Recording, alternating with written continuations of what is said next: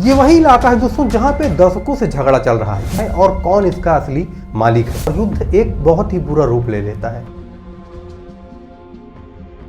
दोस्तों कभी कभी कहा जाता है कि इस्लामिक भाईचारा पाकिस्तान और अफगानिस्तान को आपस में जोड़ता है। अरे हम भी मुसलमान हैं सारे भी। लेकिन आज वही दोनों मुल्क गोलियों और बमों के साथ एक दूसरे के आमने सामने खड़े हुए हैं। आखिर ऐसा क्या हुआ कि अफगानिस्तान पाकिस्तान को एक दूसरे के साथ दो हाथ करना पड़ रहा है, जबकि दोस्तों इनको दोनों को देख के तो ये लगता था कि दोनों ही इतने बड़े इस्लामिक मुल्क हैं, आपस में इन दोनों की कभी लड़ाई नहीं होगी या तो कभी युद्ध जैसा माहौल नहीं होगा। लेकिन ऐसा अचानक से क्या हो गया कि इन दोनों को एक दूसरे के सामने गोली बारूद बम का इस्तेमाल करना पड़ रहा है। आइए थोड़ा समय में पीछे जाते हैं और आसानी से समझते हैं अफगानिस्तान और पाकिस्तान की इस वॉर को आज के इस वीडियो में। दोस्तों सब कुछ शुरू हुआ था मार्च 2024 में, जहां पे पाकिस्तान और अफगानिस्तान की सीमा पर, जहां पे आज डूरंड लाइन है जिसको हम लोग डूरंड रेखा के नाम से जानते हैं, वहां पे जब गोलीबारी शुरू हो गई। पाकिस्तान ने बोला कि हमला अफगानिस्तान की तरफ से हुआ था, हमारी तरफ से कोई भी ऐसे फायर नहीं किए गए थे, जबकि तालिबानियों की तरफ से इस बात को पूरी तरीके से झूठ बोला गया कि हमने भी कोई हमला नहीं किया था, हमला उधर से हुआ था। बेबुनियादी वाले आरोप ये दोनों देश एक दूसरे के ऊपर लगा रहे थे। ये वही इलाका है दोस्तों जहां पे दशकों से झगड़ा चल रहा है कि ये जो जमीन है ये आखिर है किसकी। डूरंड रेखा को लेके अफगानिस्तान पाकिस्तान के बीच में इस चीज को लेके आज भी बहस चल रही है कि ये जो जमीनी हिस्सा है ये आखिर किसके पक्ष में आता है, किसके टेरिटरी में आता है। और यही दोस्तों शुरुआत होती है पाकिस्तान अफगानिस्तान के वॉर की कि आखिर ये जो रेखा है वो किसके नक्शे में आता है और कौन इसका असली मालिक है।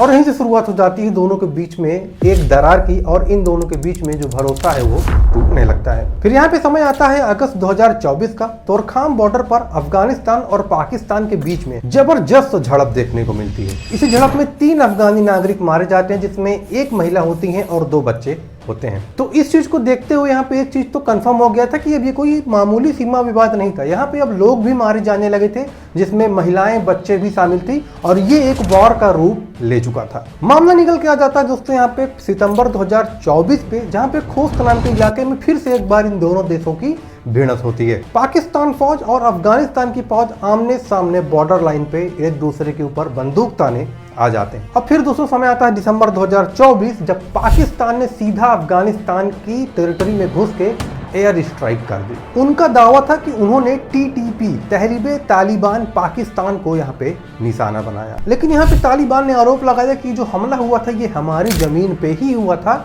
ये जो उन्होंने जो कैंप बोला था वहां पे हमला न करके बल्कि पाकिस्तान वालों ने हमारी जमीन पे हमला कर दिया। यहीं पर ये सीमावर्ती विवाद छोटे पैमाने के युद्ध में बदल गया और देखते ही देखते बहुत ही बड़ा रूप लेने लग गया था। युद्ध को दोस्तों होते होते इसी तरह गोलीबारी होती है, एक दूसरे के ऊपर बम मारते हैं, एक दूसरे के ऊपर यहाँ पे मिसाइल्स लॉन्च होती हैं, और यहाँ पे लगातार इसके बीच तनातनी का माहौल चलता रहता है। फिर दोस्तों यहीं पे समय आता है मार्च 2025। तोरखम बॉर्डर पूरे 1 महीने तक के लिए बंद कर दी जाती है, जिसके चलते अफगानिस्तान पाकिस्तान के बीच में सारे व्यापार, सारे लेन देन ठप हो गए थे और अरबों डॉलर का नुकसान यहाँ पे हो रहा था। और इन्हीं सब चीजों को देखते हुए जब इनसे जवाब मांगा गया तो दोनों सरकारें सिर्फ बयानबाजी करती रहीं। जमीनी स्तर पे उतर के किसी ने कोई ऐसे मामले को सुलझाने का नहीं सोचा जिससे कि दोनों देशों में शांति का माहौल बना रहे। फिर दोस्तों मामले इसी तरह चलते चलते समय आ जाता है अक्टूबर 2025 का, जिसमें लगातार युद्ध हुए, कई सारे सैनिक भी मारे गए और यहाँ पे चीजों को त्रासदी के माहौल में बदलने में समय नहीं लगा। रिपोर्ट्स की माने तो पिछले 1 हफ्ते में दर्जनों सैनिक मारे जा चुके थे। गोलीबारी इतनी बढ़ गई थी कि दुनिया को लगा कि अब सीधा युद्ध छिड़ने वाला है, इसके अलावा कोई और ऑप्शन यहाँ पे नहीं बचा है। फिर बीच में यहाँ पे दोस्तों आते हैं 2 देश, कतर और टर्की, और इन्होंने पाकिस्तान अफगानिस्तान को इस चीज को लेकर समझाया कि अगर आप इसी तरह युद्ध करते रहे तो इकोनॉमिकल कंडीशन दोनों देशों की बहुत खराब हो जाएगी, और इसी को चलते मानते हुए यहाँ पे सीज फायर मान लिया जाता है। लेकिन यहाँ पे इस चीज के बारे में हर कोई जानता था कि पाकिस्तान अफगानिस्तान दोनों ऐसे देश हैं कि सीज फायर पे बहुत ज्यादा दिन तक ये टिकेंगे नहीं, और इसी चीज को लेके लग रहा था कि हाँ अब युद्ध पूरी तरीके से रुक जाएगा। लेकिन दोस्तों फिर से यहाँ पे अफगानिस्तान की तरफ से गोलीबारी होती है और युद्ध एक बहुत ही बुरा रूप ले लेता है। फिर यहाँ पे दोस्तों आखिरकार आके सवाल उठता है कि इस चीज को लेकर आखिर इतनी भिड़ंत क्यों, आखिर क्या वजह है जो इतना ज्यादा इन दोनों देशों के बीच में आक्रमण का रूप ले लिया था, इतना ज्यादा क्या था कि युद्ध की नौबत इन दोनों देशों के बीच में आ गई थी, जबकि दोनों ही एक बहुत ही बड़े इस्लामिक लेवल के देश हैं। तो सबसे पहली वजह जो मैंने आपको बताई, डूरंड लाइन, डूरंड रेखा, इसी की वजह से यहाँ पे इन दोनों देशों के बीच में तनातनी का माहौल चल रहा था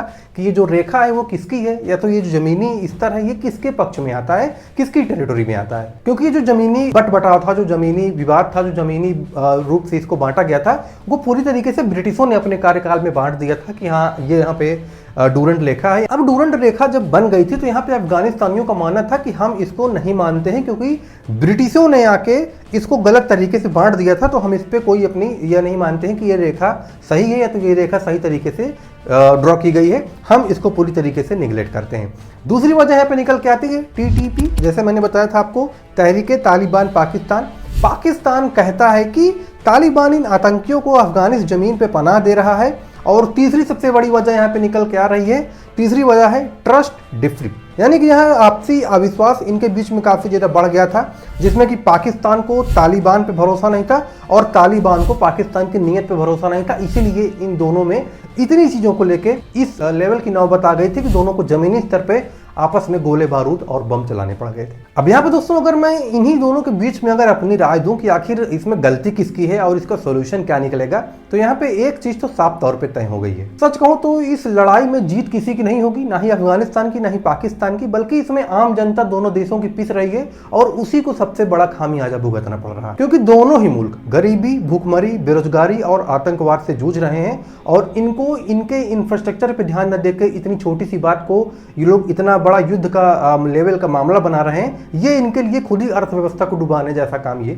खुद कर रहे हैं। अफगानिस्तान को और पाकिस्तान को ये चीजें समझनी होगी कि सिर्फ इस्लामिक ताकत से देश नहीं चलता है, उसके लिए अर्थव्यवस्था और अपने देश की जो पूरी इकोनॉमिकल कंडीशन है और एनवायरमेंट चीज़ें हैं, एजुकेशन है, हेल्थ सिस्टम है, इस पे पूरी तरीके से ध्यान देना चाहिए, जो कि देश को मजबूत बनाता है अंदर से। और वहीं अफगानिस्तान, पाकिस्तान को ये चीज़ समझनी चाहिए कि जब भी कोई तनातनी का माहौल हो तो सिर्फ बॉर्डर पे एक दूसरे के बम गिराना ही एक समस्या का समाधान नहीं होता है। ऐसा नहीं है कि अगर आपके पास कोई समस्या है तो आप जाके एक दूसरे देश के बॉर्डर पर बम गिरा के चले आए और बोल दें कि भैया हमने अपना तो काम कर लिया है, अब बाकी का भाड़ में देखा जाएगा। अगर दोनों देश अभी भी नहीं सुधरे तो आने वाले समय में वो दिन दूर नहीं है जब एशिया के ये दोनों बड़े देश गाजा के रूप में तब्दील हो जाएंगे और उसमें भी समय नहीं लगेगा। बाकी डिस्क्रिप्शन पे सारी ऑफिशियल लिंक्स का आप लोगों को प्रोवाइड कर दिया गया है, लिंक्स आप लोग जाकर चेकआउट कर सकते हैं। वीडियो कैसी लगी बताइएगा, चैनल को सब्सक्राइब कर लीजिएगा, लाइक कर दीजिएगा वीडियो को। और क्या करना है आप लोगों को, आप लोग जानते हैं, अपने दोस्तों से शेयर करना है और अपना ओपिनियन आप लोग कमेंट सेक्शन में रख सकते हैं कि अफगानिस्तान पाकिस्तान के वॉर में क्या चीज़ें हुई और क्या चीज़ें आप समझते हैं। आप अपना ओपिनियन रखिएगा, हम इंतज़ार करेंगे आपके कमेंट सेक्शन में। Thank you.